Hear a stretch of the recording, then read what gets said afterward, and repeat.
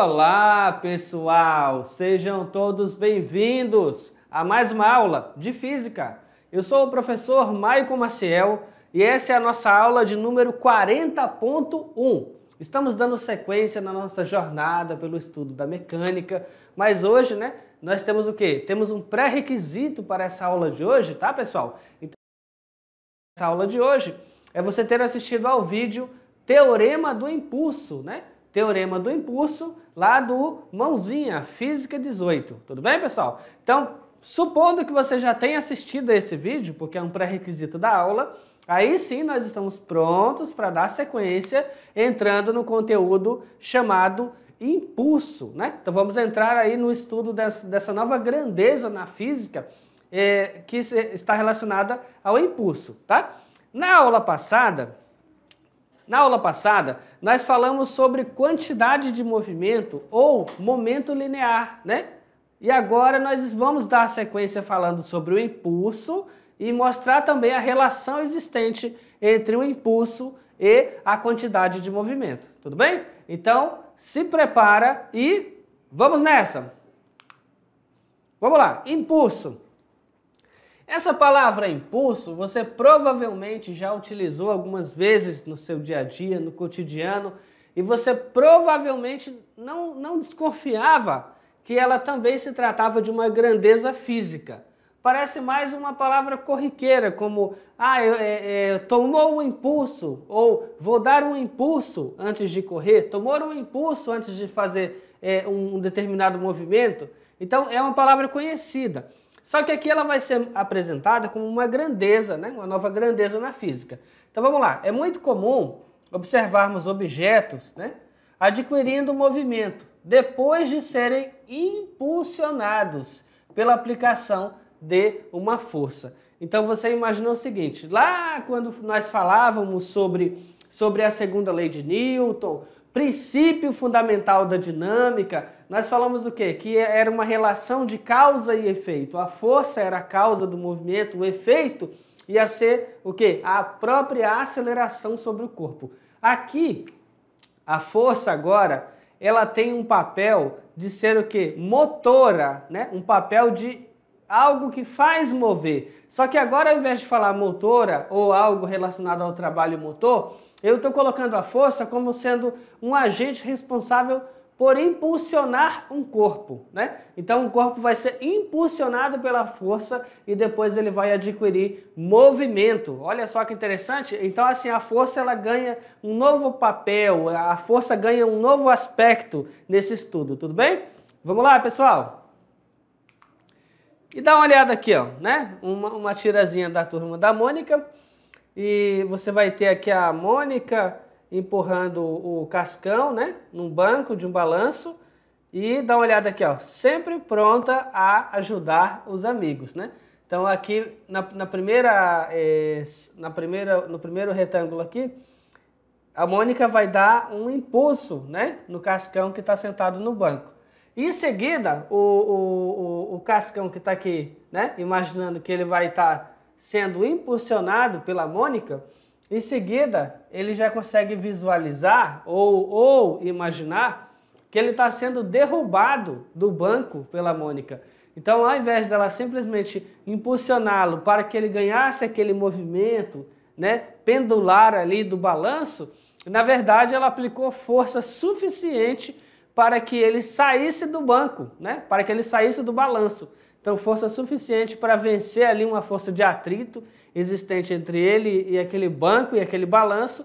E o cascão iria o quê? Ser impulsionado e cair, Então, aqui, ó, ele está sendo impulsionado e ele vai cair do banco. E olha, naturalmente a expressão facial dele já mudou, De uma situação jocosa, engraçada, para uma situação que já deixou ele preocupado. Então, tipo assim, eita, talvez não seja uma boa ideia ser empurrado pela Mônica aí no balanço, Então já fez ele pensar. Vamos lá, pessoal? Continuando.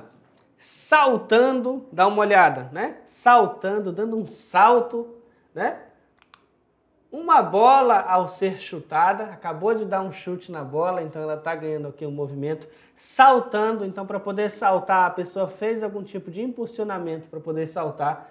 E essa bola, para ganhar movimento e aplicação de uma força, também foi impulsionada para ela ganhar movimento.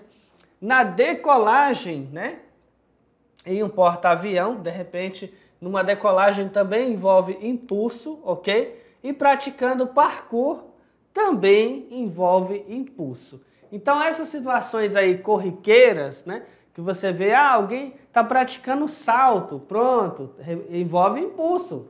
Você sabe praticar um salto, né? Já esteve na beirada de uma piscina e já fez um salto, já fez um mortal? Já foi num banho, já fez um salto?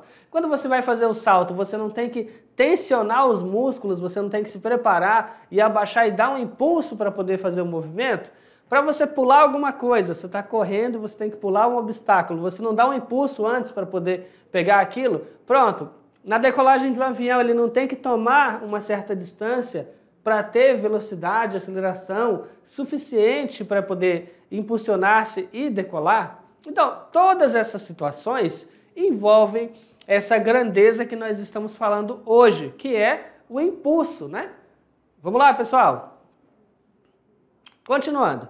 Então, agora, para haver impulso, né, é necessário que uma força atue sobre um corpo durante um certo intervalo de tempo. Então, todas essas situações que eu descrevi e muitas outras que você consegue imaginar, todas elas envolvem pelo menos duas coisas para você imaginar. Pelo menos duas coisas. Envolve o quanto de força você está aplicando e envolve o tempo ou a duração da força que você está aplicando. Então, é duas coisas, você anota aí.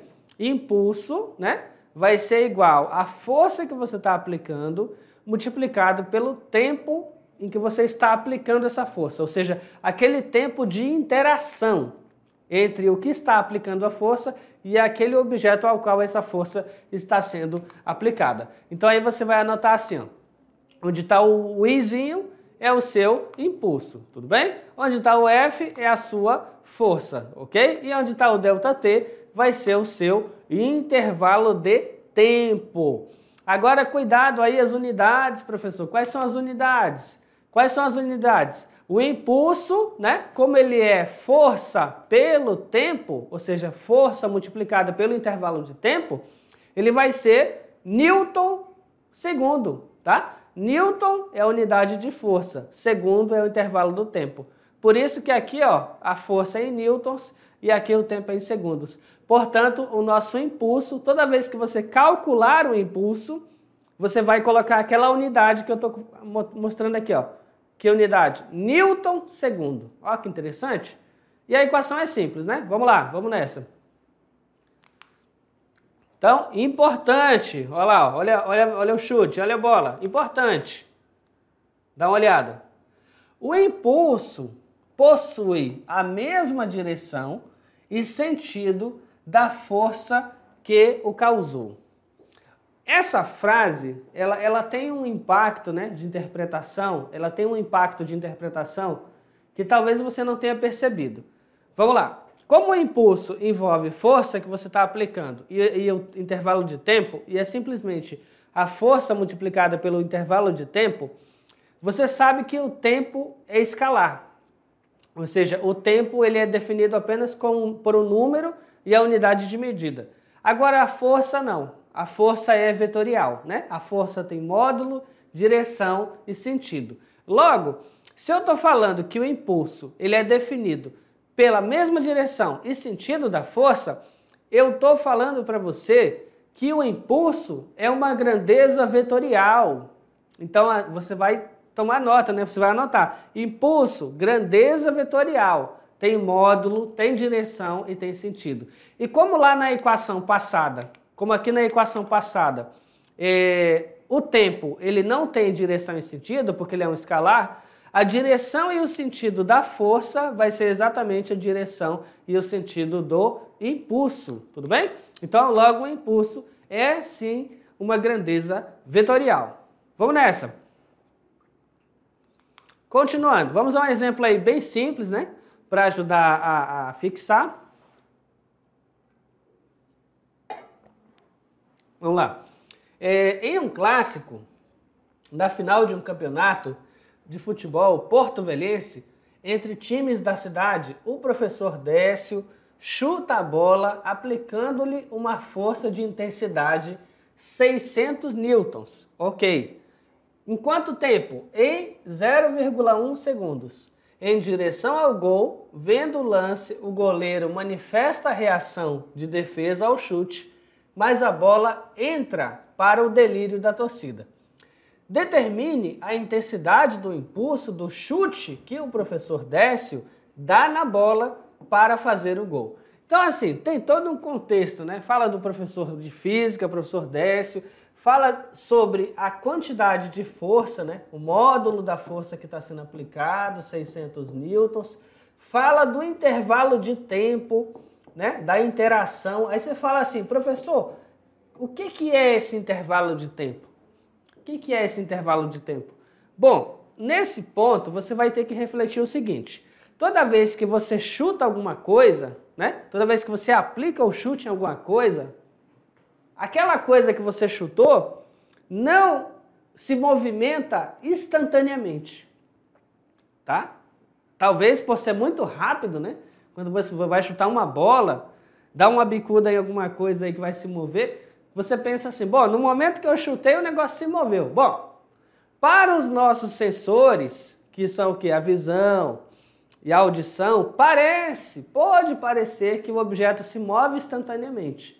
Na prática, até que você aplique uma força no objeto, haja interação do pé, né, do jogador com a bola, que está em repouso, tem inércia, até que aconteça essa interação e ela mude o estado de movimento para se mover, leva um tempo. É muito pequeno, mas leva um tempo. Então esse é o tempo de interação. Por isso que está falando aqui, ó, ele aplicou 600 newtons. E aí você vai ter um tempo de 1/10 de segundo, né? 1/10 de segundo é a interação. Ok, pessoal? Vamos nessa. Então aqui, ó, ele quer saber o impulso, né? Bem tranquilo. Como ele quer saber a intensidade do impulso, na verdade, como o impulso é uma grandeza vetorial, né? Como ela é uma grandeza vetorial, na verdade ele quer saber o módulo do impulso, né? Já que ele não está definindo direção e sentido, então o módulo do impulso. Então nesse caso, vamos ter aqui, anotar a força 600 newtons, o intervalo de tempo 1/10 de segundo, e a equação muito simples, impulso, vai ser a força multiplicada pelo intervalo de tempo. E vamos ter com isso 600 multiplicado por 0,1, tendo com isso uma resposta, né, bem tranquila aqui, ó, 60 newtons por segundo. Perdão, newtons segundo, tá? A palavra por segundo indicaria uma divisão, né? Newton por segundo.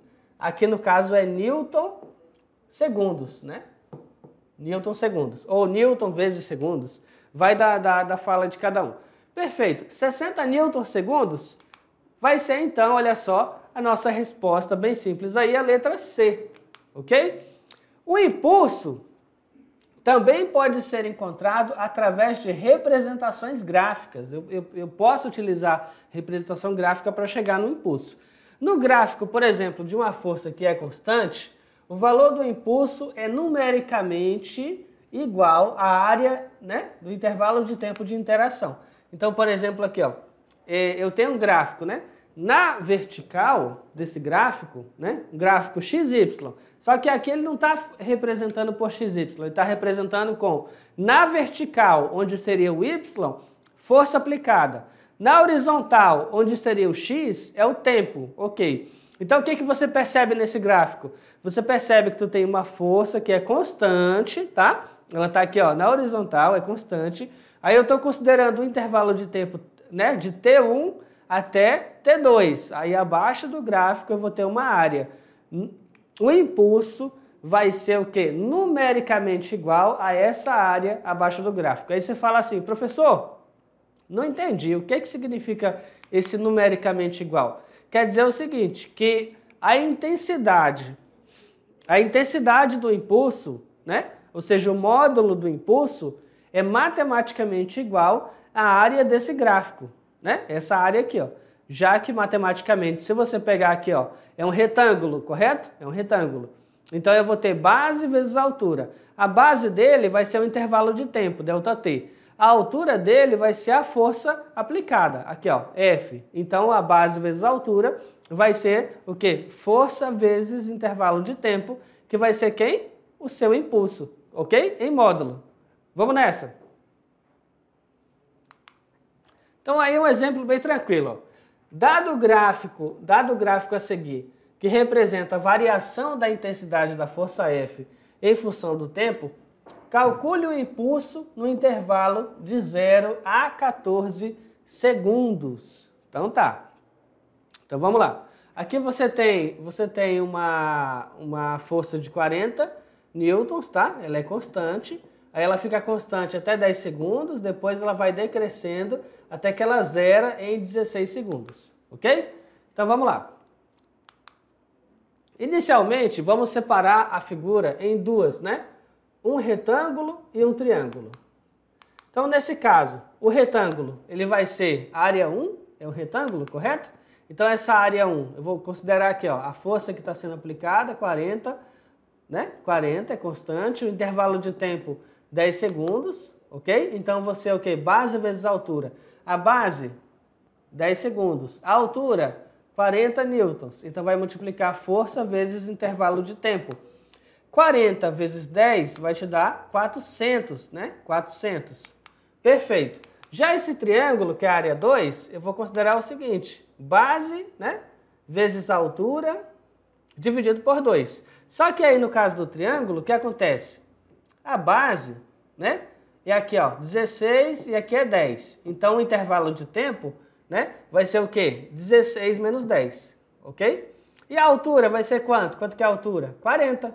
Então, a base, 16 vezes 10, a altura 40, ok? 16 menos 10 vai dar 6 vezes 40.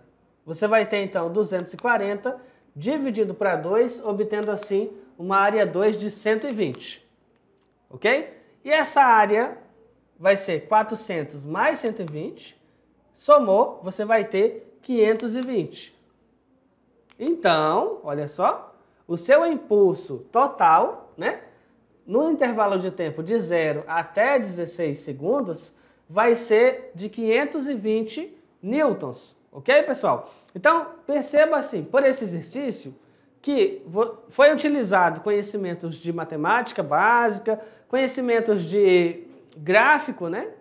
Conhecimentos gráficos, para você saber o seguinte, bom, a força era constante aqui, depois ela decresceu, chegou até 16 segundos. Pronto. Então, qual que é o impulso total? Então, eu separou em duas partes. O impulso da primeira parte, né? E o impulso da segunda parte. Calculou os dois impulsos através da área, né? Área do retângulo, área do triângulo. E no final, somou as duas áreas para chegar no impulso total. Vamos nessa.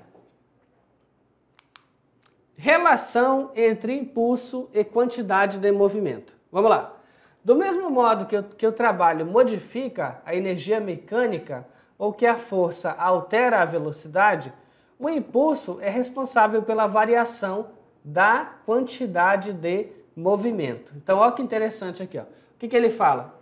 O trabalho, né, ele altera a energia mecânica. Sim, né, ele consegue adicionar energia mecânica. Por exemplo, eu tenho aqui um corpo, ele está com a velocidade inicial, ok? E ele está se movendo, perfeito? Então, eu tenho uma força sendo aplicada no sentido do movimento e ele tem um trabalho motor, um trabalho positivo, certo? Então, a energia cinética inicial dele, mais esse trabalho motor, vai ser a energia cinética final. Ou seja, a energia cinética final acaba sendo maior, ok? Então, ele está sendo adicionado energia ao corpo. Eu estou aumentando a quantidade de energia que ele possui. O trabalho consegue modificar a energia do corpo, certo?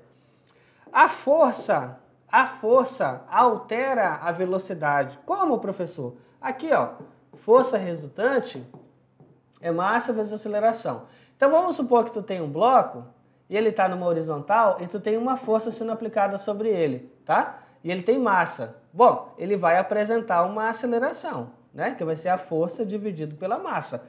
Apresentando uma aceleração, por definição, a aceleração é a variação da velocidade, ΔV, sobre a variação do tempo. Ou seja, no momento que ele começa a agir essa força, a cada intervalo de tempo, a velocidade dele vai sendo alterada. Por quê? Porque devido a essa força que está sendo aplicada, ele possui uma aceleração. Perfeito. Então pegamos aí dois paralelos, um do trabalho e o outro da força. Trabalho alterando a energia mecânica e força alterando a velocidade. Agora vamos dar atenção ao que está agora, certo? Ao que interessa aqui. O impulso, assim como o trabalho e assim como a força, ele também consegue alterar uma outra grandeza. O que o impulso altera? O impulso ele consegue alterar, fazer variação da quantidade de movimento, que é uma grandeza que nós falamos na aula passada, né? Que? Quantidade de movimento. Então, nos aparece aqui uma primeira equação, relacionando o impulso e quantidade de movimento. Vamos lá. Impulso vai ser a quantidade de movimento final menos quantidade de movimento inicial. Ou, se preferir, eu também posso escrever dessa forma. Impulso é igual à variação da quantidade de movimento. Ok? Então vamos lá. A relação entre impulso e variação da quantidade de movimento tem aplicações em muitos acontecimentos do nosso cotidiano, tá? Aí nós temos uma representação aqui de um jogador, né? Usando a raquete e vai rebater. Então, por exemplo, aqui, ó, borrachas lisas ficaram cada vez mais populares, né? Em geral, as borrachas de pino normalmente oferecem mais controle, mas menor variação de rotação. Por outro lado, borracha lisa tende a dar-lhe mais rotação e velocidade e com menor ou com menos controle. Quanto mais tempo levamos para empurrar um carro, mesmo que não aumente a força aplicada, maior será o impulso sobre ele. Aí você fala assim, ué, professor, como assim? O que está acontecendo aí? Vamos lá, o cara está com um carro aí, né? É um Fusca? Dá uma olhada. É um Fusca, né? Deu pane seca nele, será? Ele secou, ó. Aí ele está empurrando o carro. Bom, o que está acontecendo aqui? Bom, várias pessoas estão tentando empurrar o carro e aplicando uma força sobre ele, que está durando um bom intervalo de tempo. Então o que ele fala aqui, ó. Quanto mais tempo levamos para empurrar um carro, mesmo que não aumente a força. Então as pessoas estão aplicando exatamente a mesma força, elas não estão fazendo mais força. Maior será o impulso sobre ele. Ou seja, como você viu lá na equação do impulso, que o impulso depende da força e do intervalo de tempo, mesmo que eu mantenha uma força constante, se eu manter o tempo de interação entre a aplicação da força e até que o momento que o corpo siga, e eu manter esse tempo de interação, eu também estou aumentando o impulso. Vamos nessa. Vamos lá, pessoal. Aqui, ó. A própria definição na equação do impulso, da equação do impulso, vai te falar o seguinte, se eu aumentar o teu intervalo, né, de interação entre eles, o meu impulso também vai aumentar. Eles são proporcionais, diretos proporcionais. Goleiros usam luvas que aumentam o tempo de interação entre as mãos e a bola, minimizando a força de impacto. Aqui eles estão dizendo o seguinte, como impulso é força pelo intervalo de tempo, né? Então, se eu utilizo uma luva aqui, né? E eu utilizo uma luva aqui, quer dizer que eu estou aumentando o intervalo de interação. E o impulso, né? Ele chega com grande impulso. Então essa bola chega com grande impulso, o disco, né? Vai chegar com grande impulso. Em contrapartida, o tempo de interação vai ser elevado. Significa que eu estou minimizando a força. Entende? Eu estou minimizando a força. Por outro lado, se você não utilizasse a luva para segurar o disco que está chegando ou a bola, o tempo de interação seria menor, consequentemente a força aplicada seria maior. Entendeu aqui a relação? Não tem como os dois crescerem juntos aqui, né? Por exemplo, o tempo de interação é maior e a força é maior. Não, aí não faria sentido, certo? Se isso aqui é constante, ele tem um impulso, que é um valor constante, e tu aumentou o tempo de interação, naturalmente e proporcionalmente a força vai ficar um pouquinho menor.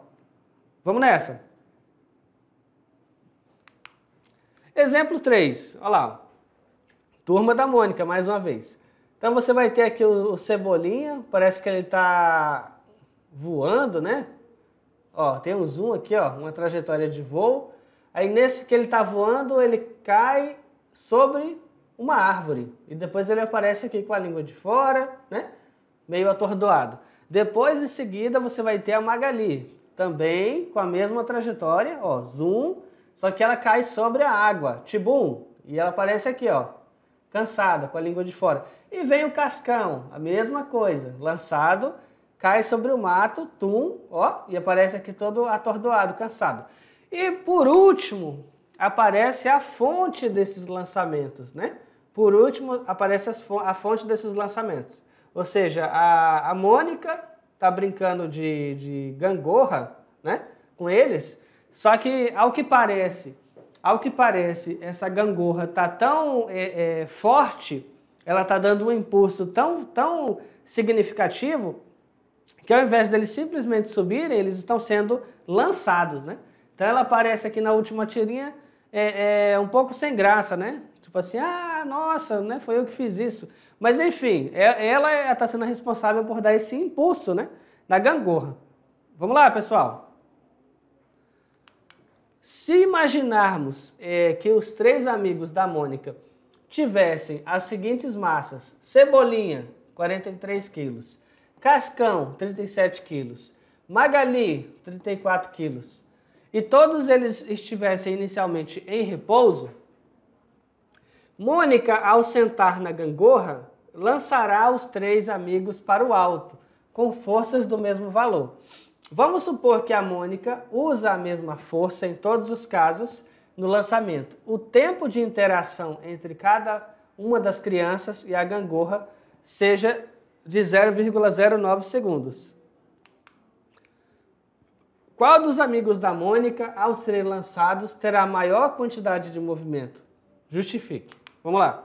Então, o impulso, ele é determinado pelo tempo de interação da força aplicada. Em todos os casos, não houve mudança dessas duas grandezas físicas.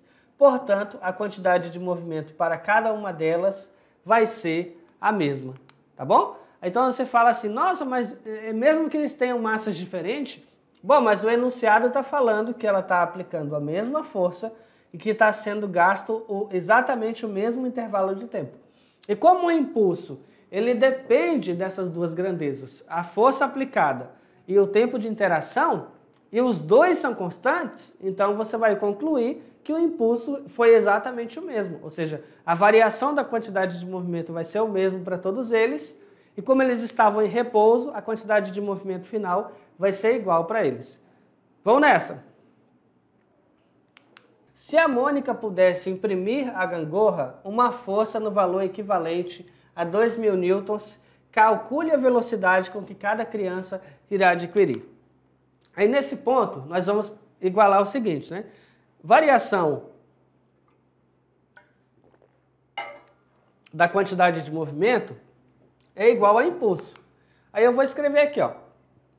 Quantidade de movimento final menos quantidade de movimento inicial igual a força vezes intervalo de tempo. Como está falando na questão que as crianças partiram do repouso, a quantidade de movimento inicial é 0. Então vamos ter aqui, ó, quantidade de movimento final menos 0 é igual a massa multiplicada pelo tempo. Quantidade de movimento final, vamos ter com isso 180 e quantidade de movimento, quilograma, metro por segundo. Bom, quantidade de movimento é massa vezes velocidade. Então a nossa velocidade vai ser essa quantidade de movimento dividido pela massa. Então olha só, como a massa da Magali 34 kg, então a nossa velocidade da Magali vai ser 180, que é a quantidade de movimento final, dividido pela massa, obtendo assim 5,29 metros por segundo, a Magali, né? E aí multiplicando isso para 3,6, obtemos uma velocidade de aproximadamente 19 km por hora. O cascão, ele tem 37 kg, então a velocidade do cascão vai ser a quantidade de movimento que nós adquirimos, dividido pela massa do cascão, obtendo 4,86 metros por segundo. Convertendo para quilômetros por hora, multiplica por 3,6, obtendo assim 17,5 km por hora. E a massa do Cebolinha vai ser 43 kg, dividindo a quantidade de movimento por 43, obtemos 4,19. Olha só. E com isso, vamos ter o quê? Multiplicando por 3,6, 15,1 km por hora. Entenda que apesar de eles terem a mesma quantidade de movimento, né? Porque ela aplicou a mesma força e o tempo de interação foi o mesmo, ou seja, o impulso foi o mesmo para todos os três. Mas você entende que eles têm massas diferentes. Ok, então como eles têm massa diferente, onde que isso vai refletir? Presta atenção, onde que isso vai refletir? Como eles têm massas diferentes, eles vão ter a mesma quantidade de movimento. Perfeito. Aí a quantidade de movimento é massa vezes velocidade. E você viu que na equação da quantidade de movimento, quando nós isolamos a velocidade, eu vou ter a quantidade de movimento dividido pela massa.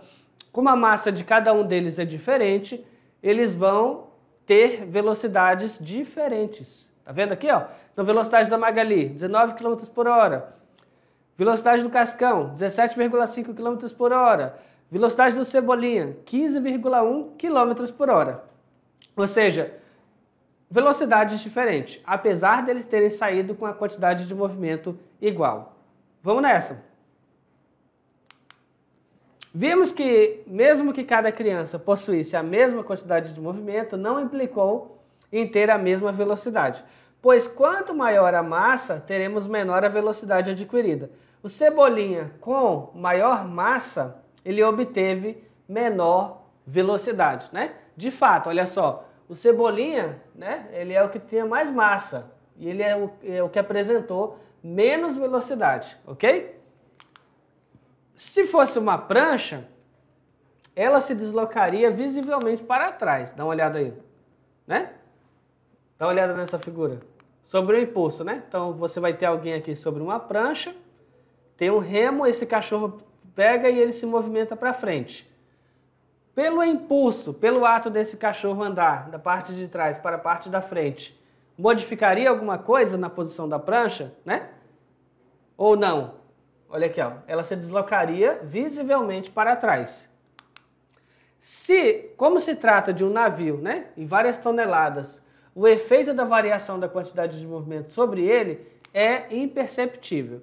Então aqui é uma comparação bem simples. Vamos lá. Tu pega uma prancha, né, tá sobre a água. Como ela é pequena, tem pequenas dimensões e a massa dela não é tão significativa, se alguém pega e começa a andar sobre a prancha, ou o cachorro começa a andar sobre a prancha, as patinhas dele andando ali, a força de atrito atuando, né, no sentido, né, atuando em um sentido, o deslocamento dele para o outro, poderia o quê? Causar um movimento na prancha. Então essa prancha estaria andando, né, sendo deslocada em outro sentido. Mas isso para o caso de um navio, considerando que ele tem várias toneladas, uma massa muito elevada, essa variação da quantidade de movimento para o caso do navio é pequena, tá? Ou seja, é imperceptível. Vamos nessa. Então, podemos escrever matematicamente a conservação da quantidade de movimento como variação da quantidade de movimento igual a zero. Ou quantidade de movimento final menos quantidade de movimento inicial igual a zero. Ou quantidade de movimento final igual quantidade de movimento inicial. Vamos a um exemplo aí. Um casal dançando numa pista de gelo. O homem possui massa 80 kg e a mulher possui massa 60 kg. Se no momento em que o homem soltar a mulher, adquirir uma velocidade de 1 metro por segundo, e sabendo que os dois adquirem a mesma direção, mas sentidos opostos, qual a velocidade adquirida pela mulher? Então, olha que interessante. Dá para ver nessa dança, né, Porque eles estão juntos. Eles estão em movimentos ali juntos. Só que ele tem mais massa do que ela, correto? Então, quando eles se soltam, né? Quando eles se soltam, o homem adquire uma certa velocidade, 1 metro por segundo. E a mulher vai ter essa mesma velocidade, considerando que ela tem uma massa diferente? Então, vamos lá. Vai ficar assim, ó. Massa do homem 80 kg, massa da mulher 60 kg, velocidade do homem, após soltar, 1 metro por segundo. Então, você vai igualar as quantidades de movimento do homem e da mulher. Massa do homem vezes velocidade do homem igual... Perdão, massa da mulher vezes velocidade da mulher igual massa do homem vezes velocidade do homem. Substituindo 60 vezes a velocidade desconhecida igual 80 vezes 1. Obtendo assim 80 dividido para 60, o que vai te dar aproximadamente 1,33 metros por segundo. Ou seja, a mulher vai adquirir uma velocidade um pouco maior do que a velocidade do homem. Aí por quê, professor? Olha aqui, ó, porque ela tem massa menor, né? E aí considerando que você tem conservação da quantidade de movimento, como ela tem massa menor, ela vai ter uma velocidade maior, ok? Então olha só, considerando a quantidade de movimento, vamos anotar aqui com calma, vamos lá. Volta aqui, volta aqui, volta aqui, pronto. Considerando que eles estão ali juntos, pronto. Variação da quantidade de movimento é igual a zero. Perfeito. Indica que a quantidade de movimento final menos a quantidade de movimento inicial também é igual a zero. Indica que a quantidade de movimento final é igual à quantidade de movimento inicial. Perfeito. Ou seja, ela é conservada. Maravilha. Agora, considerando que quantidade de movimento, eu vou ter aqui massa, vamos ter aqui massa... Vai ser da mulher primeiro, né? Massa da mulher, velocidade da mulher. Massa do homem, velocidade do homem. Ok. Considerando que o homem ele tem maior velocidade, né? Perdão, ele tem maior massa do que a mulher. Aqui, ó. Massa do homem maior que massa da mulher. Vamos colocar aqui, ó. Pronto. Massa, mulher, velocidade, mulher. Massa do homem, velocidade do homem. Vamos passar para cá, vai ficar assim. Massa do homem sobre massa da mulher. Eita, aqui é um M. E aqui fica velocidade da mulher sobre velocidade do homem. Perfeito. Como essa fração desse lado aqui, massa do homem sobre massa da mulher, que vai ser 80 sobre 60, é um valor naturalmente maior do que 1, né? A velocidade da mulher sobre a velocidade do homem, consequentemente, também vai ser maior do que 1. E aí é indicativo de eu falar que a velocidade da mulher vai ser maior do que a velocidade do homem, tá? Você tem isso pela conservação da quantidade de movimento. Ok, pessoal? Voltando aqui, ó. Velocidade da mulher, então, letra B, 1,33, que arredonda-se aqui para 1,3 metros por segundo. Ok? Então, olha só, pessoal. Esta foi a nossa aula de hoje, tá? Eu espero que você tenha gostado e, ei, até a próxima. Tchau, tchau.